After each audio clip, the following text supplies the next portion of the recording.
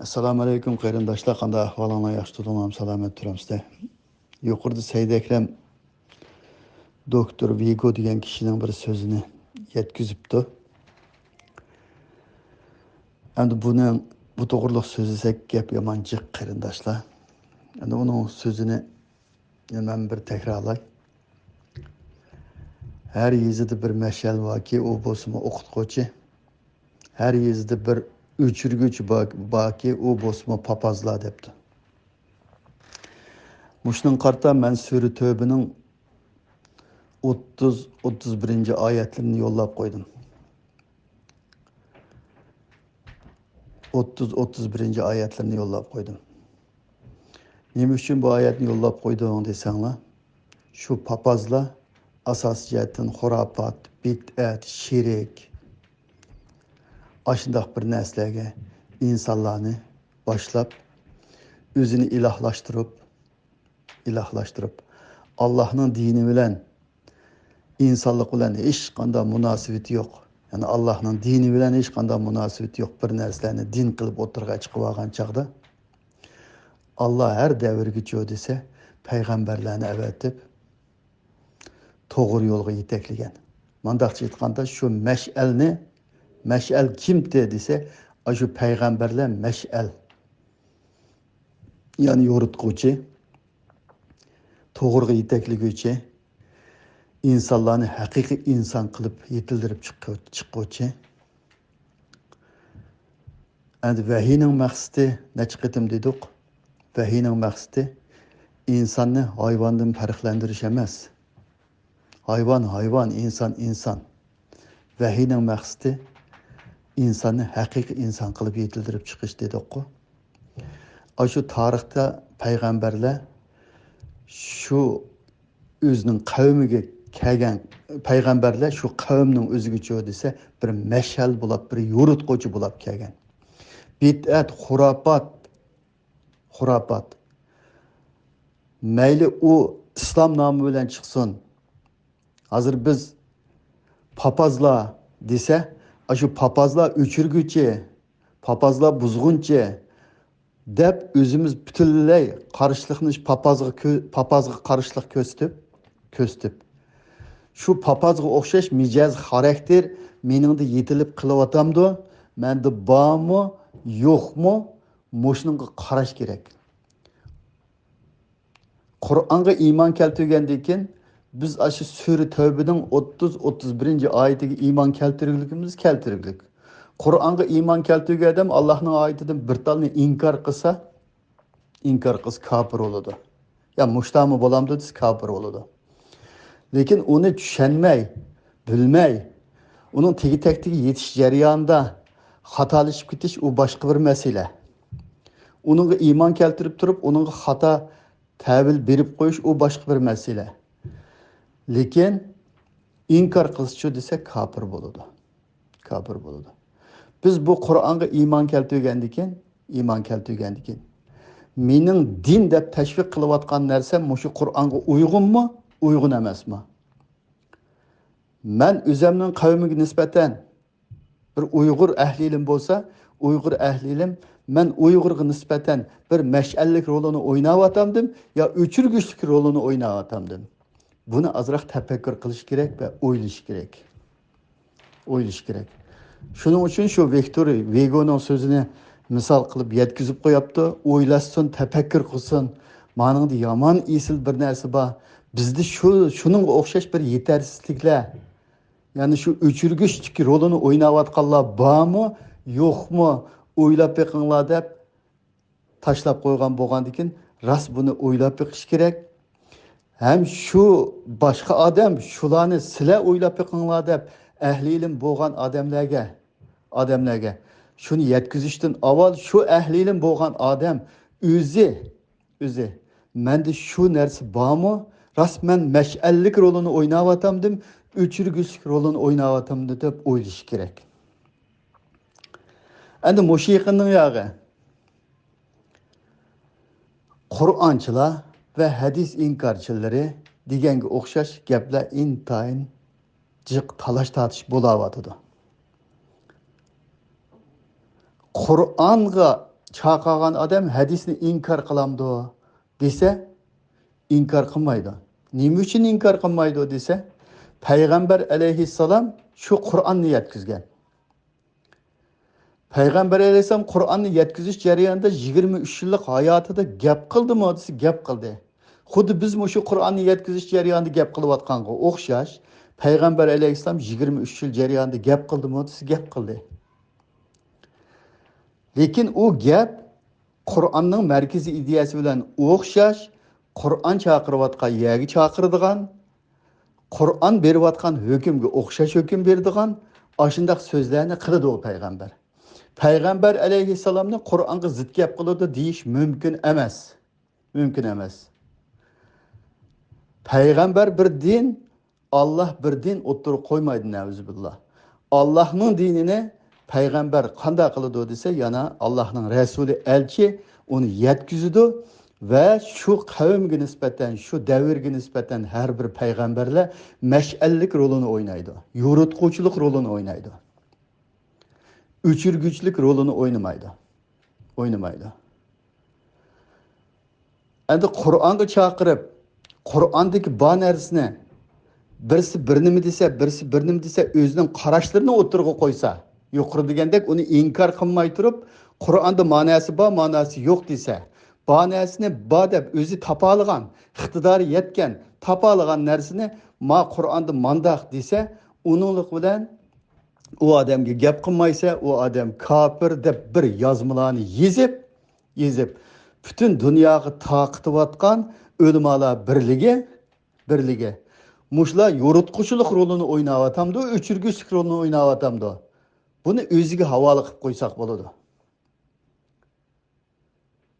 Bir odam bu dinga e'tiqod qilsin, qilmasin. Bizning vatanimizni besib olgan Xitoy Allohning yaratquchi sifatini, tavhid rububiyani inkor qiladi. Xitoyni dunyoda ko'gal yerda o'ltirishimiz kerak degan tabliğni qilamdi o'sha ahli ilmlar.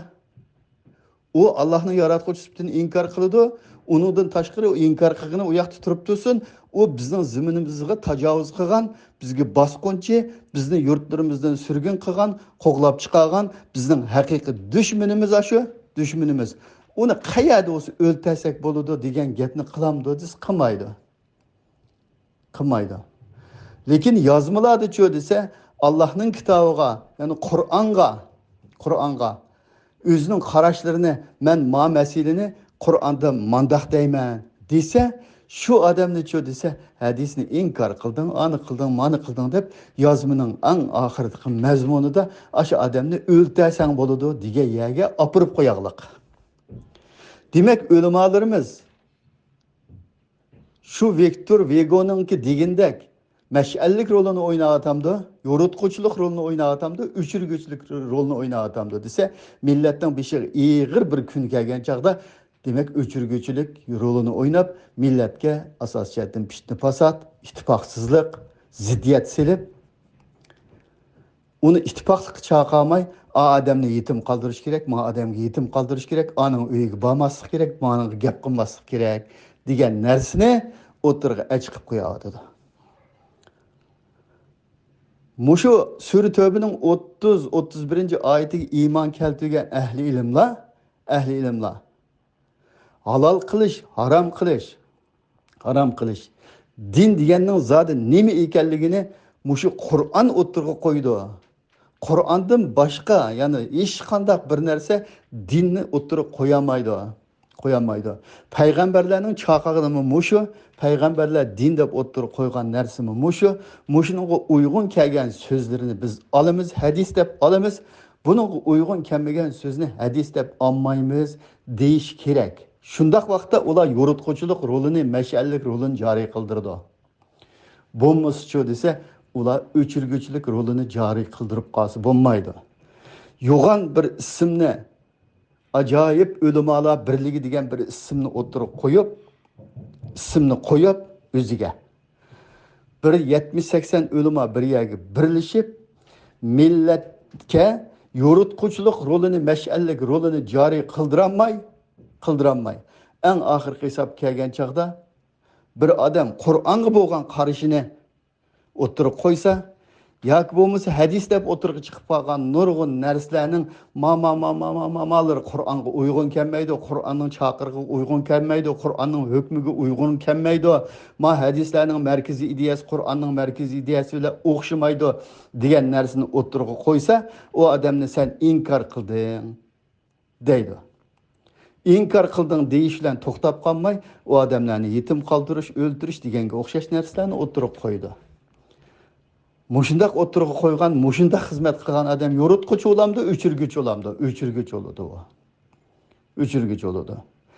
Agar shu ahli ilmman deb atalgan bir millatning ulamolari bu millatga bir yo'ritquchilik rolini o'ynaydi degan odam Qur'onga haqiqiy cho'kinib kirsa, nurg'un narsani uning o'zining inkor qilishining hojati yo'q. O'zining inkor qilib tashlashiniki, uning o'zining supurib tashlashining hojati yo'q. Qur'on o'zi supurib tashlab chiqib beradi. Chiqib beradi.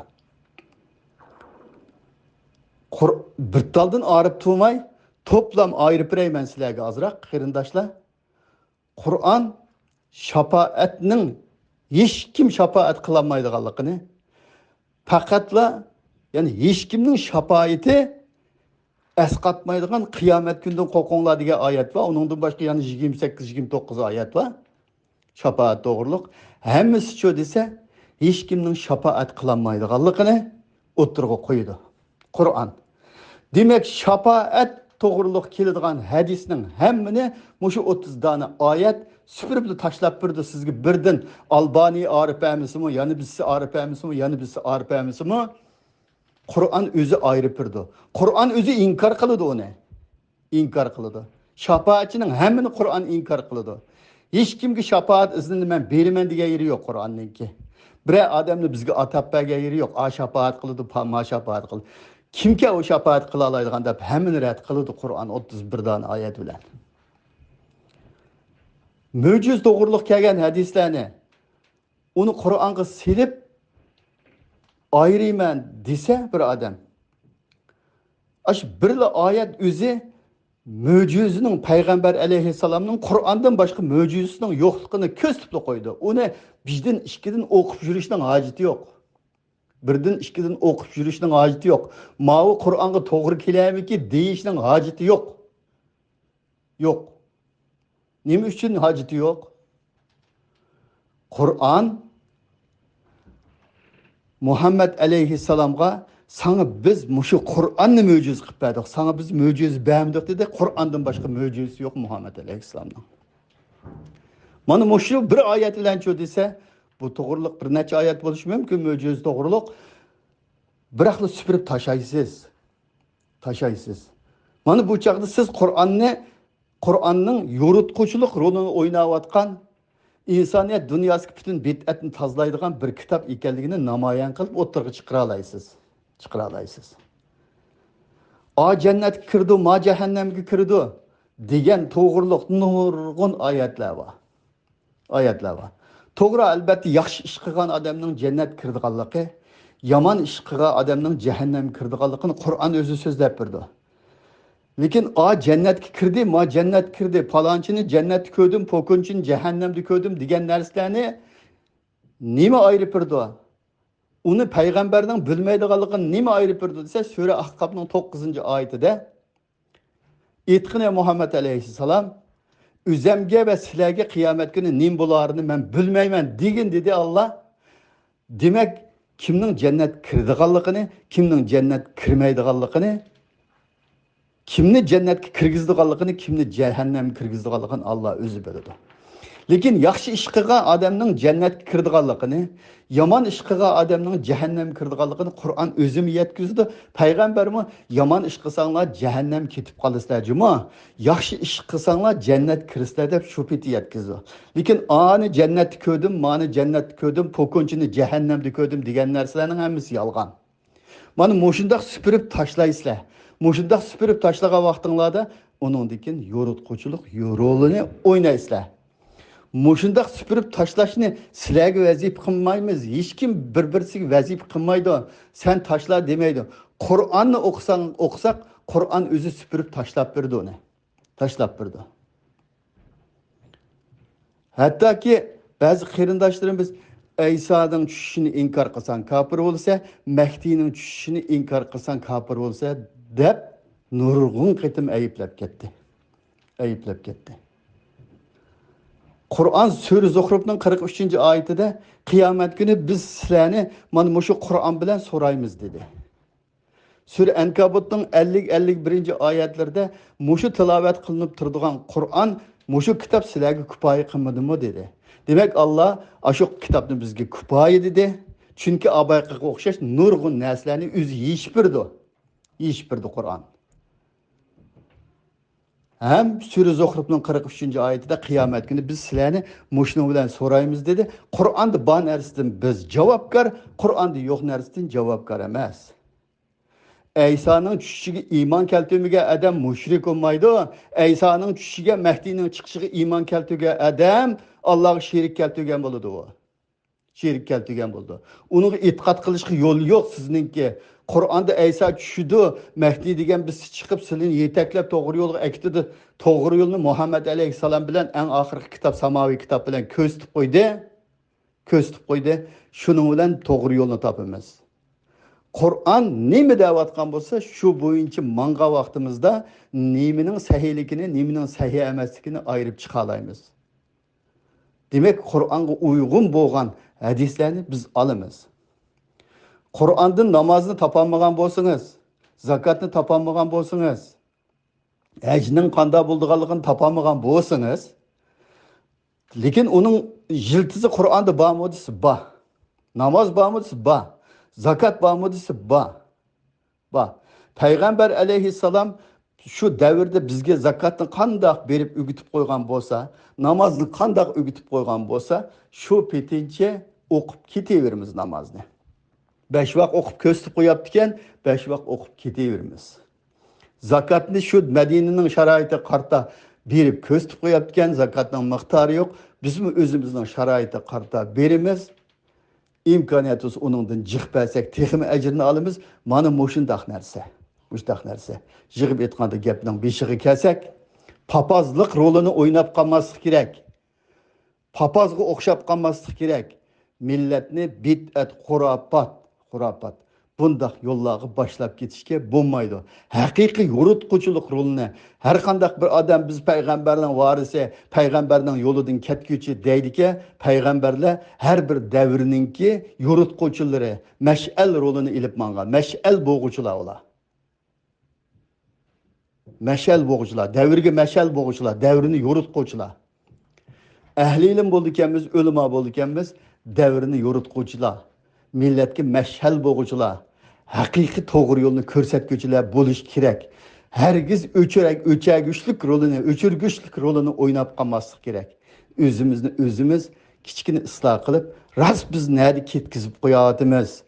Qanchalik rolimiz bo'layotdi, mushu to'g'rida insof bilan Allohning ustiga qo'yib turib, insof bilan bir tafakkur qilishini umid qilamiz ustozlarningki.